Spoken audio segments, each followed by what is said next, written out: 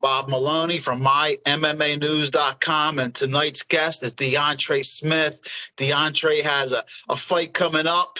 Kickboxing or Muay Thai, Deauntra? What's your rules? Muay Thai. There you go, Muay Thai, May 13th at the Warriors Cup in Queens, New York. Before we get into all of that, Deauntra, man, how you been? How's life treating you? It's just about fight week after tonight. We're sitting in watching the UFC. How's things going? How you feeling emotionally and physically? I'm good.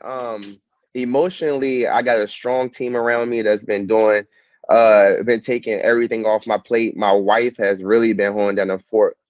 So really taking a lot of stress to just focus on fighting. My uncles and my dad, everyone's really just been making this week about me and taking away most of the stress. Um, yeah, work wise, I'm taking off on Tuesday. I'm gonna be doing some office work and kind of just in around. But even at work, everyone's kind of like, stay home, work from home. Don't worry about it. We got it. Well, listen, you're a family man, you're a working man. How did we get to this point where you're taking fights? I mean, what did you do growing up? What got you into training and fighting, and what was it that led you down this path? Well, so I played football since I was 5 years old. So after I went to college for football for a year and kind of was like, all right, I got an academic scholarship, didn't want to get hit anymore.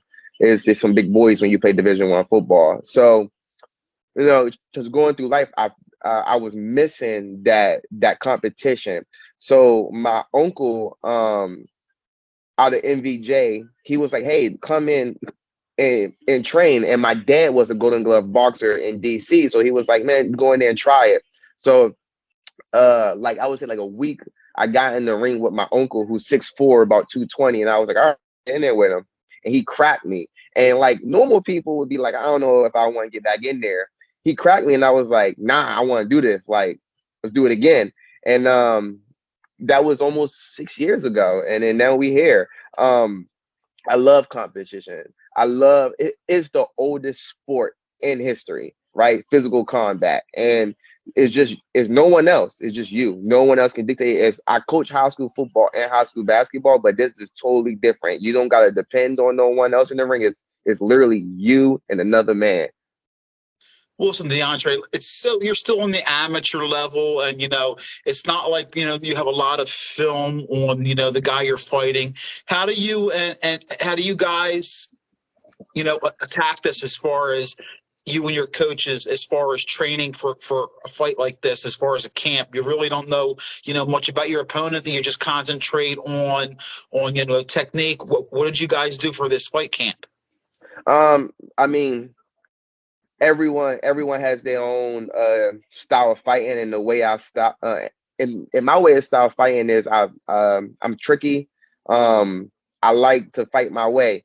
Um, by nature, I'm a teacher. That's my career outside of fighting. I'm a teacher, so I'm very analytical. I like to figure out things. So going into this fight camp, try to put put together what I think is my strengths and really hone in on those. It's a lot different than coming back from MMA where I had to learn 3 or 4 different crafts and try to put them together. Now it's just strictly striking. So just harping up on that and really being the best striker that I can be. I think that once I'm in the zone, I'm very difficult to beat. Will you just be sticking with striking from now on, or are you going to mix it up, maybe do MMA again? What's in the future for you? So right now, yeah, I still train jiu-jitsu. My last stellar fight, got into a bit of a hip toss, and after that, I fell and my arms went numb. I was out for 3 months. I did rehab. Me and my family kind of sat down and was like, listen, my first MMA fight, I had COVID and didn't realize it. And then my second fight, my I got injured and my neck was, and that's scary. Like in a fight when you can't feel your arms, that's different. So right now it's focusing on just being the best striker and still grappling here and there. I mean, I feel like when you go pro, they kind of do a great matchup of maybe two strikers together in MMA. That like at the opportunity's right, I'm just gonna say at the opportunity's right. All right, talk to me about Mike Evans and the big dogs down at Jersey Kickboxing. I know, tell me a little bit about who your mentors are down there, your coaches, who's the guys that's making sure you're ready both physically and mentally for this battle. So Mike, actually, me and Mike, were training at South Jersey Jiu Jitsu, and I was in Delaware with a affiliate, and then Mike started his own academy, and me and him has been tight, like A1, day one. Ever since the first time he held pads for me, it was like just a vibe. Um, when he opened up his own academy, I was like, hey, I'm gonna come and be a coach over there and come work out with you.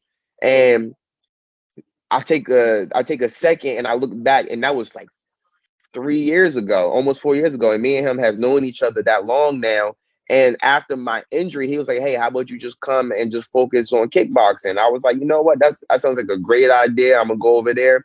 I even got a older mentor. She's like a sister to me, Shamil Baldwin. She's one of the top ranked boxers in the nation, and that's my boxing coach. And we also got her to start her boxing program at Jersey Kickboxing. So I get everything I need there. I get boxing, I get kickboxing. A big thanks to B52 over there. Like, them guys have really reached out and helped me for this competition. So just to hone up some skills around the Muay Thai. I won the WKAs as a K1 and Glory fighter. So this is kind of like a new style, but it's all punching and kicking at the end of the day.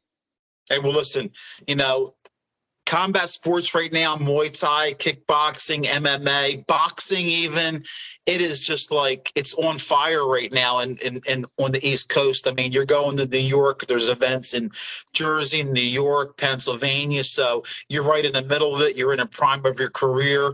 And I thank you for giving me some time. Give some shout outs or some love. I'm with Deauntra Smith, Warriors Cup, May 13th. He's traveling up to Queens, New York. Give out some love or some shout outs to some people who you want to say thank you to, my man. I wanted to give a big shout out to Jersey Kickboxing, to my family. I want to give a big shout out to over there to B52 and that whole team for the help. And I actually want to give a big shout out to Warriors Cup. I've been trying to get on there and finally got my shot. And hard work never fails. Well, Deauntra, man, it was a pleasure talking to you. Mike's a good guy. I've known him. He's been in the business for a long time. I know you were in good hands with him over there, and nothing but the best to you. Let's talk soon. Go have a safe trip to New York. If you have to cut any weight, best of luck doing that, and best of skills to you. Good seeing you again, my friend, and hope to see you again soon. Hope to see you too. Appreciate it. Thank you.